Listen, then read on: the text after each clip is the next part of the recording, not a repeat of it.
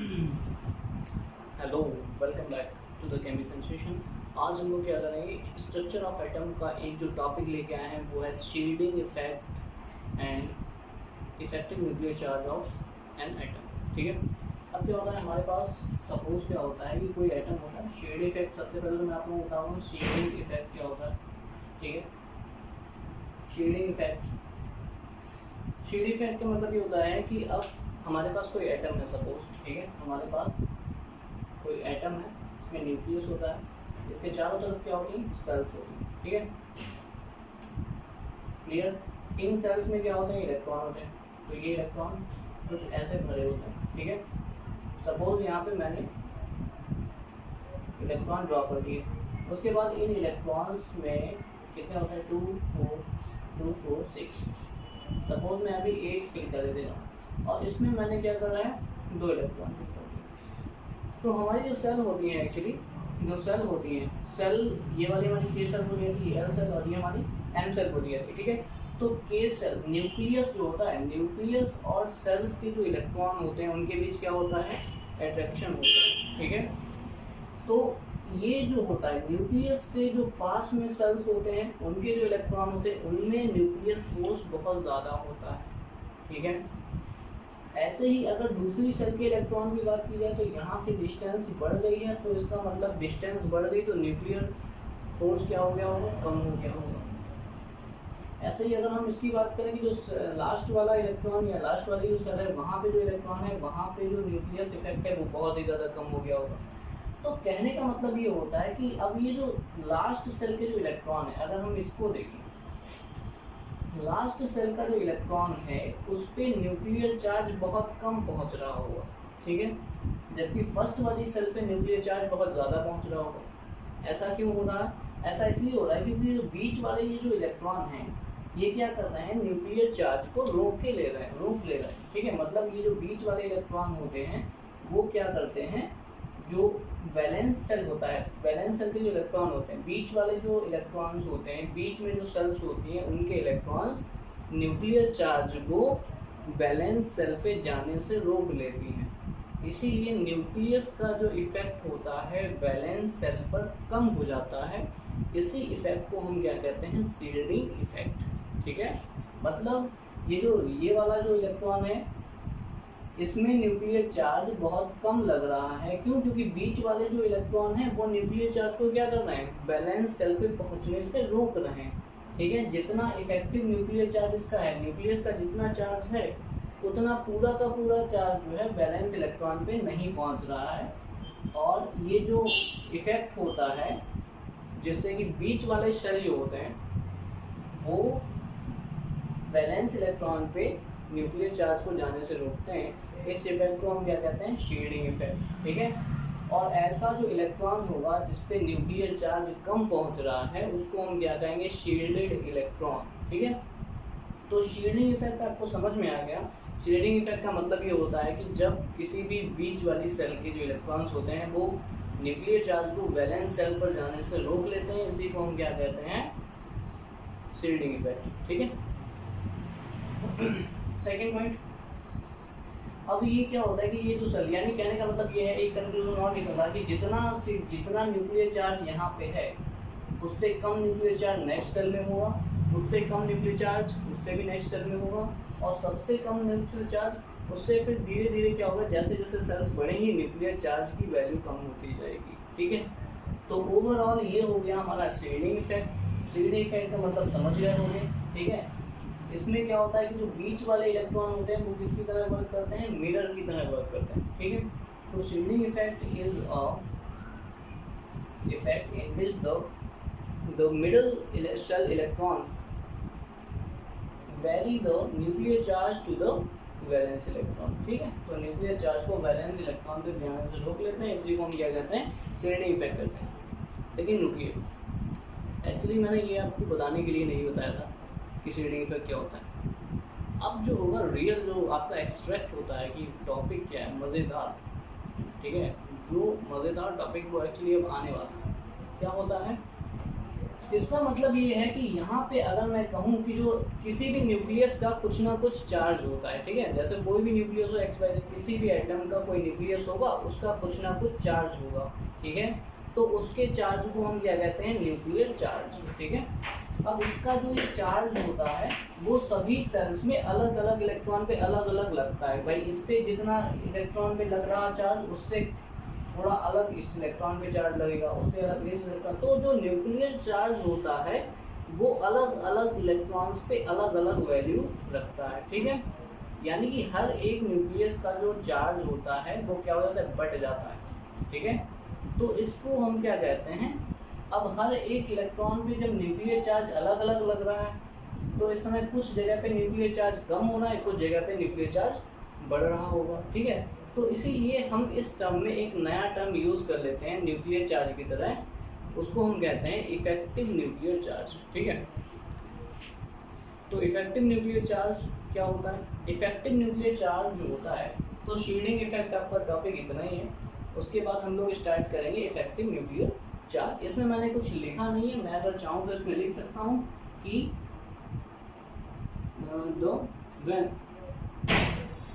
दो valence electron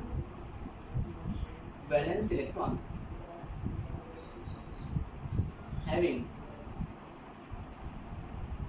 less nuclear attraction, ठीक है, nuclear attraction as compared to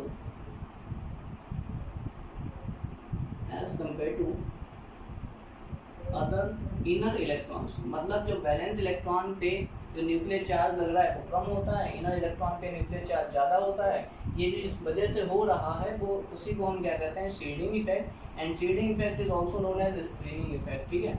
other inner electrons, ठीक है, this one is known as shielding effect, ठीक है, शील्डिंग इफेक्ट, या फिर हम इसको दूसरा नेम से क्या कहेंगे, स्क्रीनिंग इफेक्ट, ठीक है, शील्डिंग इफेक्ट या फिर स्क्रीनिंग इफेक्ट, ठीक है। Clear? Okay, now we are going to move on next topic which is the effective nuclear charge.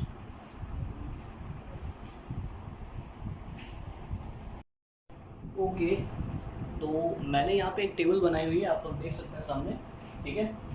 इस टेबल को आपको कैसे भी करके लर्न करना है। पहली बात तो ये टेबल मैं अभी लर्न करा दूंगा, इसमें कोई खास बात नहीं है, ठीक है। तो आज हम लोग क्या करेंगे, मतलब कि जो नेक्स्ट टॉपिक है हमारा वो है इफेक्टिव न्यूक्लियर चार्ज, जिसको हम क्या कहते हैं, जेड इफेक्टिव कहते हैं, ठीक है। क्या कहते हैं, जेड इफेक्टिव। जेड इफेक्टिव क्या होता है, कहने का मतलब क्या है कि हमारे पास सपोज कोई न्यूक्लियस एटम है कोई भी, ये उसमें क्या होती है, सेल्स होती है, ठीक है, ठीक है, क्लियर। तो मान लो ये इलेक्ट्रॉन यहाँ है और ये इलेक्ट्रॉन कुछ ऐसे हैं,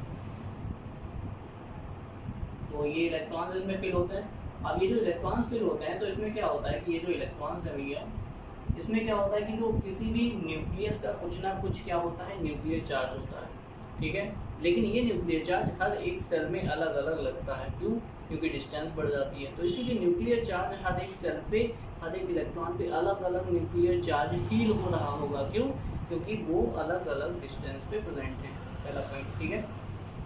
अब क्या होता है कि इस एटम का कुछ ना कुछ चार्ज होगा, इसमें क्या हो रहा होगा, न्यूक्लियर चार्ज इलेक्ट्रॉन पे लग रहा होगा। लेकिन ये इलेक्ट्रॉन क्या हो रहा है, अब जैसे मान लो कि ये दो इलेक्ट्रॉन हैं, अगर मैं बात करूँ किसी सेल के दो इलेक्ट्रॉन, तो किसी सेल के दो इलेक्ट्रॉन क्या कर रहे होंगे, न्यूक्लियस से अट्रैक्शन भी फील कर रहे होंगे। पहला पॉइंट, क्या कर रहे होंगे, एटम में इलेक्ट्रॉन न्यूक्लियस से वो अट्रैक्शन भी फील कर रहे होंगे, और दूसरा इलेक्ट्रॉन एक दूसरे को रिपल भी कर रहे होंगे, नहीं कर रहे होंगे। तो इसका मतलब दोनों बातें हो रही होंगी, इलेक्ट्रॉन न्यूक्लियस से अट्रैक्शन भी फील कर रहा होगा और दूसरे इलेक्ट्रॉन को जो है रिपल भी कर रहा होगा। मतलब एक बच्चा है सपोज, वो पढ़ भी रहा होगा और साथ में अपने साथी को डिस्टर्ब भी कर रहा होगा, ठीक है ना, क्योंकि वो बोर ना पढ़ पाए।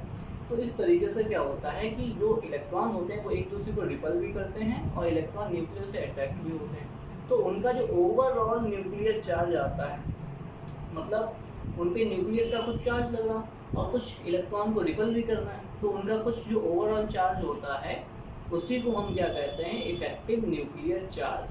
ठीक है, क्या कहते हैं, effective nuclear charge. Effective nuclear charge का मतलब होता है किसी भी इलेक्ट्रॉन पर लगने वाला ओवरऑल न्यूक्लियर चार्ज जो होता है वही क्या कहा जाता है, इफेक्टिव न्यूक्लियर चार्ज। जैसे यहाँ पे इलेक्ट्रॉन है, इस पे न्यूक्लियस से इलेक्ट्रॉन लग रहा होगा, न्यूक्लियस से इलेक्ट्रॉन ये फील कर रहा होगा, अट्रैक्शन फील कर रहा होगा, लेकिन इस वाले इलेक्ट्रॉन को ये क्या कर रहा होगा, इस वाले इलेक्ट्रॉन को रिपल कर रहा होगा, इस वाले इलेक्ट्रॉन को रिपल भी कर रहा है और उधर न्यूक्लियस से अट्रैक्ट भी हो रहा है। तो यहाँ पे ओवरऑल अगर कहा जाए कि ओवरऑल न्यूक्लियर चार्ज क्या होगा, तो अगर मैं टोटल एटम के न्यूक्लियर चार्ज से, ठीक है, टोटल एटम के न्यूक्लियर चार्ज से इस इलेक्ट्रॉन के रिपल्सन चार्ज को हटा दूं, तो इस पे जो लगने वाला न्यूक्लियर चार्ज होगा इसी को क्या मैं कहूँगा, effective nuclear charge. Effective nuclear charge हर एक इलेक्ट्रॉन के लिए अलग अलग होता है। क्यों? क्योंकि डिस्टेंस अलग अलग होती है। ठीक है, तो मैं आपको बता दूं कि जो इफेक्टिव न्यूक्लियर चार्ज कैलकुलेट करने का तरीका है इसको हम स्लैटर रूल भी कहते हैं। क्या कहते हैं? Slater rule. ठीक है, और ये होता है Z effective equals to Z minus sigma. ठीक है, क्लियर? Z क्या है यहाँ पे, एटॉमिक नंबर है, और सिग्मा क्या है यहाँ पे, रिपल्सिव फोर्स है। रिपल्सिव फोर्स मतलब किसी एटम का न्यूक्लियर चार्ज और माइनस कर देंगे उसके रिपल्सन चार्ज को, तो जो हमें मिलेगा वो किसी एक इलेक्ट्रॉन पे लगने वाला क्या होगा, इफेक्टिव न्यूक्लियर चार्ज होगा। ठीक है, तो ये सिग्मा क्या है यहाँ पे, सिग्मा है यहाँ पे स्क्रीनिंग कोफिशिएंट भी कहते हैं इसको। ठीक है, या फिर रिपल्सिव फोर्स भी कह सकते हैं हम, रिपल्सिव या फिर स्क्रीनिंग कोफिशिएंट। ठीक है, स्क्रीनिंग कोफिशिएंट भी इसको कहते हैं, या फिर रिपल्सिव कोफिशिएंट भी कहा जाता है। तो अट्रैक्शन से अगर हम रिपल्सन को घटा दें तो टोटल नेट कितना न्यूक्लियर चार्ज लग रहा है वो हमें पता चल जाए। बस नेट न्यूक्लियर चार्ज को ही हम क्या कहते हैं, Z इफेक्टिव कहते हैं, जो कि अलग अलग इलेक्ट्रॉन पे लगता है। अच्छा, अब क्या होता है कि कोई भी जो N और P इलेक्ट्रॉन, N और P सेल में अगर इलेक्ट्रॉन है, N और P, N मतलब नंबर ऑफ वैलेंस इलेक्ट्रॉन। ठीक है, मतलब अगर मैं कहूँ यहाँ पे कि हमारे पास कोई इलेक्ट्रॉनिक कॉन्फ़िगरेशन है तो उसमें 1s2 2s2 2p, सॉरी यहाँ पे 2 नहीं लिख रहा हूँ, 1s 2s फिर 2p हो गया, फिर 3s हो गया, फिर 3p हो गया, फिर 3d हो गया, 4s हो गया, 4p हो गया, 4d हो गया, इस तरीके से सेल्स में ही रखेंगे। तो ये जो सबसे आउटर मोस्ट सेल होती है इसको हम क्या कहते हैं, वैलेंस सेल। इसको हम क्या लिखेंगे, n लिखेंगे। Clear?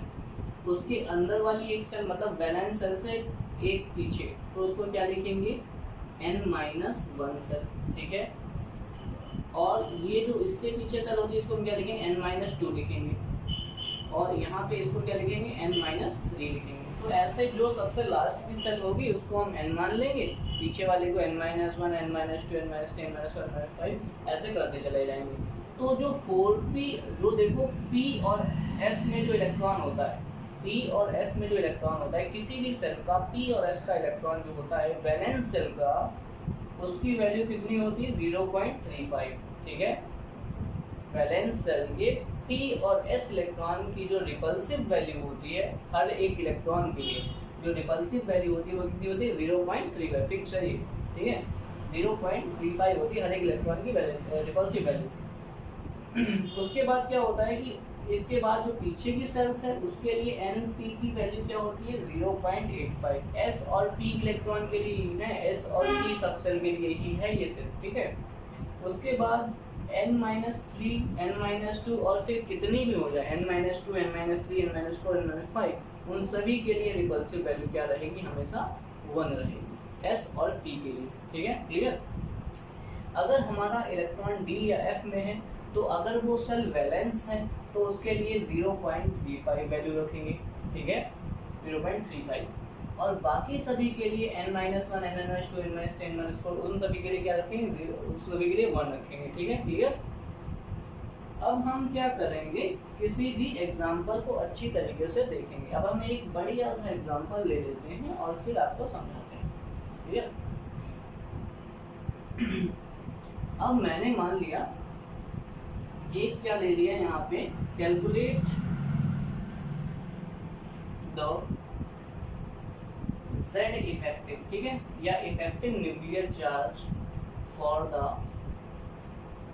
4s2 electron in an atom, ठीक है, इन एटम या इन एन एटम। बात देखिए English, we are not going to focus on the English, we are just going to move towards the concept, ठीक है। तो इसमें क्या है कि हमें 4s2 इलेक्ट्रॉन है, तो 4s2 इलेक्ट्रॉन जो लास्ट वाला इलेक्ट्रॉन होगा उसके लिए हमें क्या निकालना है, इफेक्टिव न्यूक्लियर चार्ज निकालना है। लास्ट वाले इलेक्ट्रॉन के लिए इफेक्टिव न्यूक्लियर चार्ज हमें निकालना है, ठीक है, क्लियर। तो हम क्या करेंगे, सबसे पहले तो क्या लिखेंगे, इलेक्ट्रॉनिक कॉन्फ़िगरेशन, सबसे पहला काम।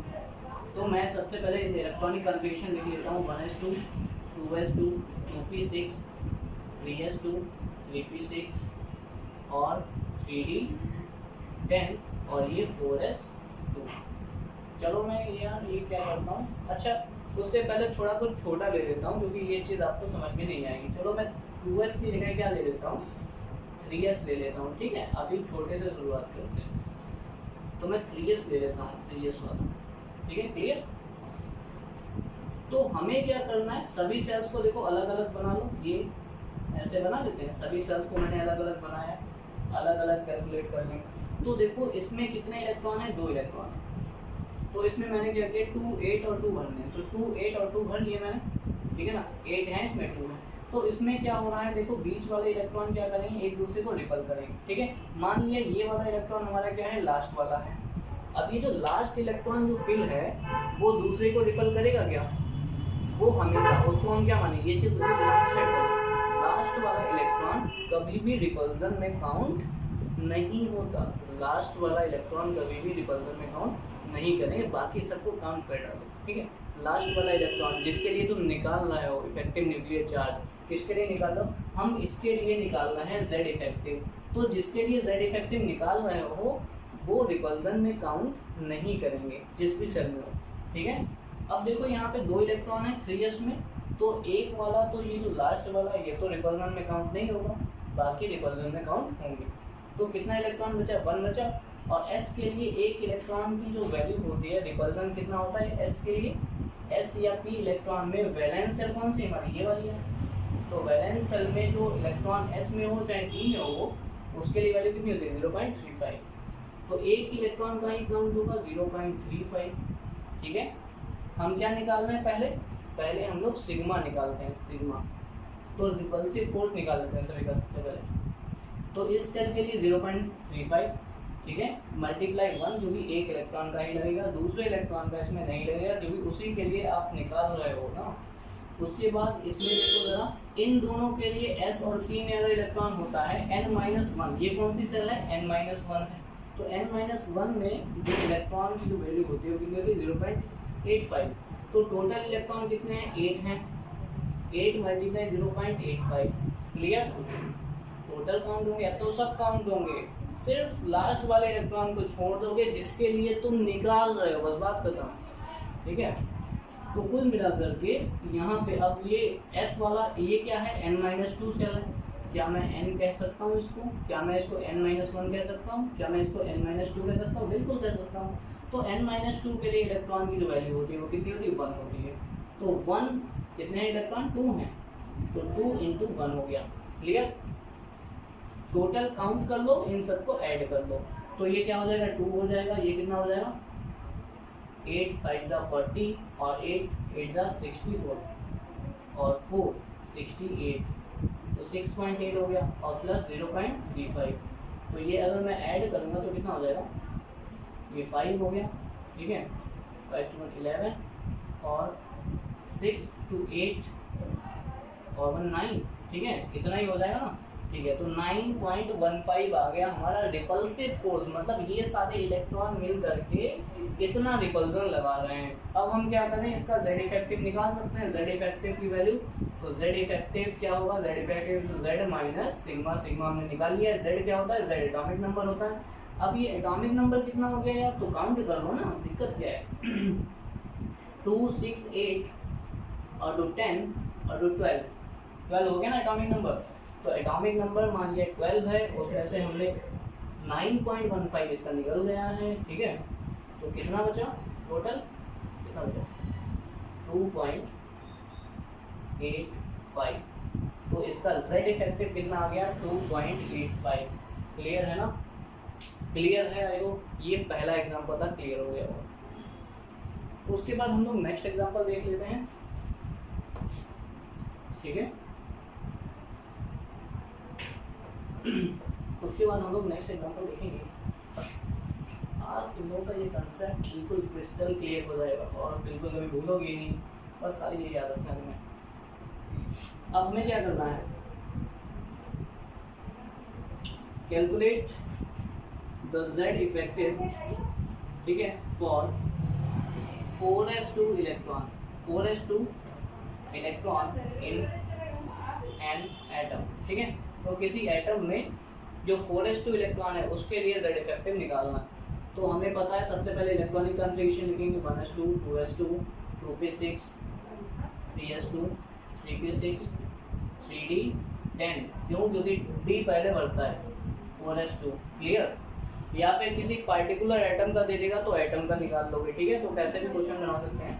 तो इस तरीके से हमें इस इलेक्ट्रॉन के लिए z इफेक्टिव निकालना है। इस इलेक्ट्रॉन का मतलब लास्ट वाला जो इलेक्ट्रॉन होगा उसके लिए z, उसके लिए रिपल्सिव फोर्स काउंट नहीं होगा। जिसके लिए निकालते हो उसका रिपल्सिव फोर्स काउंट नहीं होता है, अपने आप को रिपल्स करेगा क्या, तो उसका रिपल्सिव फोर्स काउंट नहीं करेंगे। तो यहाँ पे ये देखो हमारी कौन सी सेल, एन सेल। तो एन सेल 1 इंटू कितना हो जाएगा 0.35, ठीक है, क्योंकि s ऑर्बिटल में इलेक्ट्रॉन है तो s ऑर्बिटल की 0.35 होता है, ठीक है।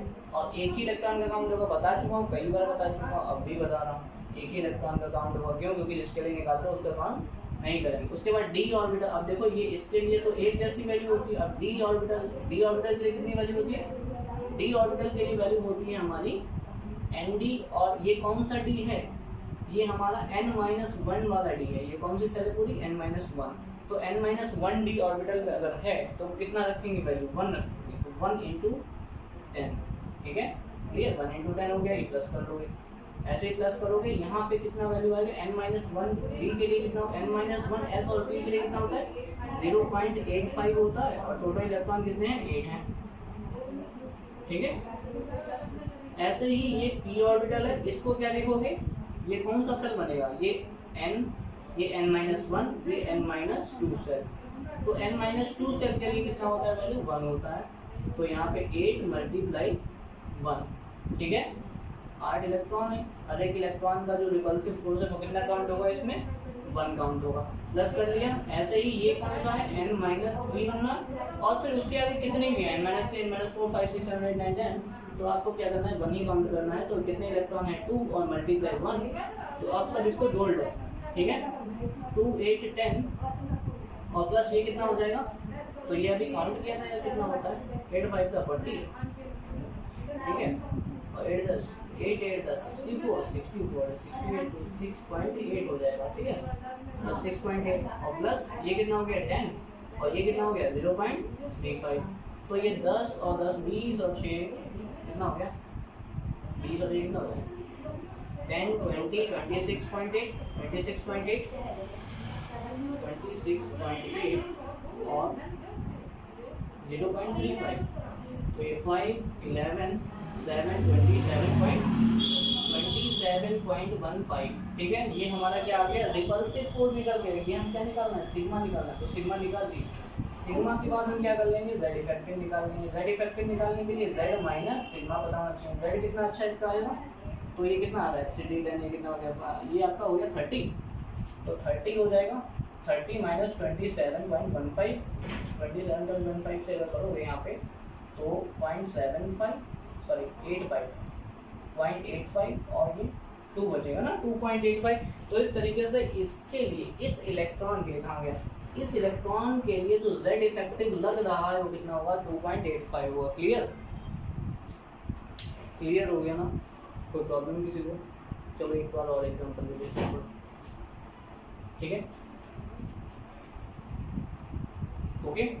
आप चाहें तो इसको एक बार स्क्रीनशॉट ले सकते हैं मजे के लिए, अदरवाइज देख सकते हैं कितनी बार भी, और हाँ, अगर वीडियो अच्छा लगा तो इसको शेयर कर दें और लाइक जरूर कर दें। अगर आपने चैनल को सब्सक्राइब नहीं किया तो सब्सक्राइब भी कर दें, ठीक है।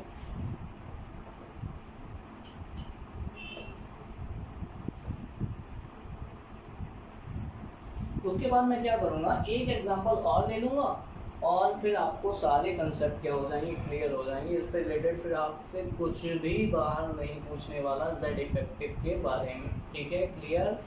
अच्छा अब हमने एक एग्जांपल ले लिया बढ़िया सा, कैलकुलेट द जेड इफेक्टिव, ठीक है, calculate the Z effective for the NP6, ठीक है, लास्ट इलेक्ट्रॉन फॉर NP6 नहीं है, 3p6 ले रहा हूँ, NP का मतलब last electron for the 3p6 in iron, ठीक है, एटम।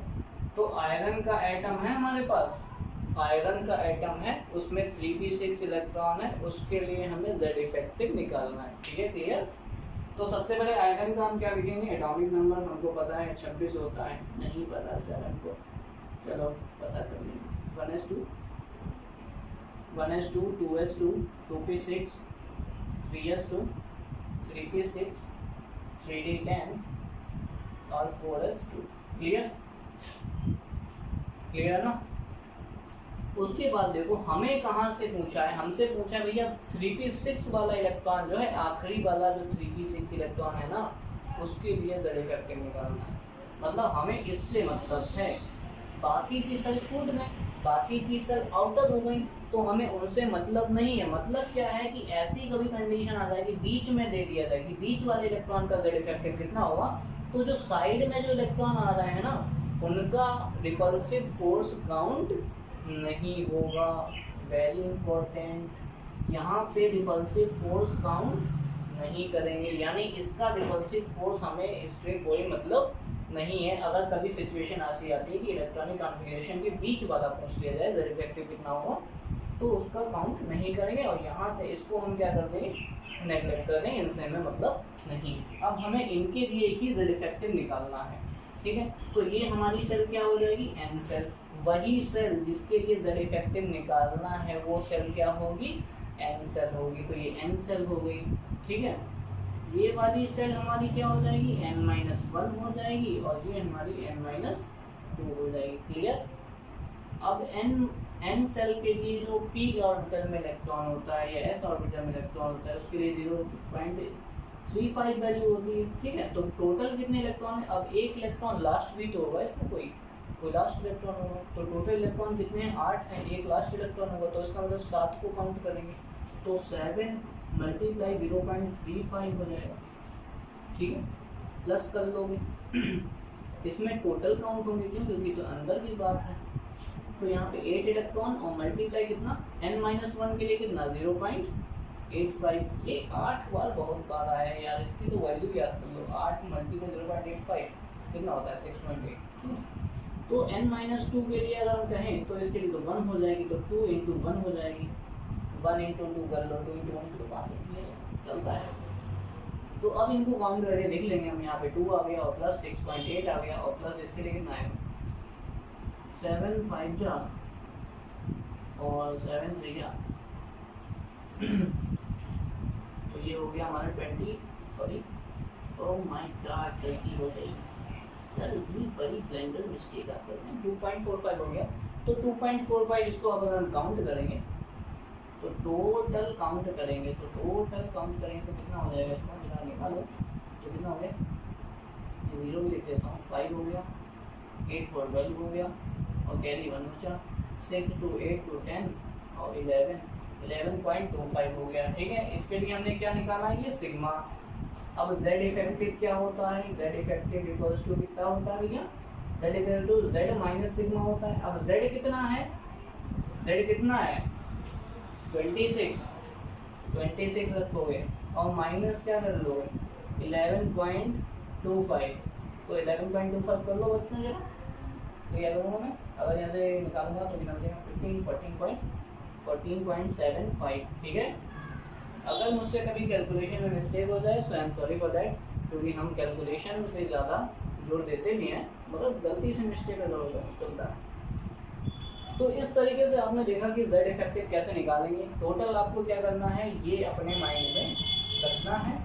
एन एफ और एन डी सेल की जो फर्स्ट वैल्यू होती है सिर्फ 0.3 का, दोनों की बराबर ही होती है, और बाकी सेल्स के इसके लिए 1 हो जाती है। उसके लिए जो एन पी एस और पी होते हैं उनके लिए पहले के 0.3 का, दूसरे के लिए 0.85 और थर्ड के लिए थर्ड पॉजिटिव 6 के लिए कितनी होगी 0. जो होगी वो 1 होगी, ठीक है। उन सभी के लिए फिर 1 होगी n-1 के बाद, n-1 के बाद, तो n-1 हो गया। इसके बाद ये मतलब कुल मिलाकर के ये वैल्यू हमें याद रखनी है, और हमारा z इफेक्टिव कैसे निकलेगा उसके सारे तरीके मैंने आपको बता दिए हैं। Now it's a very humble request to all of you, अगर आपने चैनल को सब्सक्राइब नहीं किया है तो आप सब्सक्राइब करते जाएं, और अगर आपने लाइक नहीं किया ना तो चलो यार लाइक कर देना, ठीक है। Thank you so much for watching.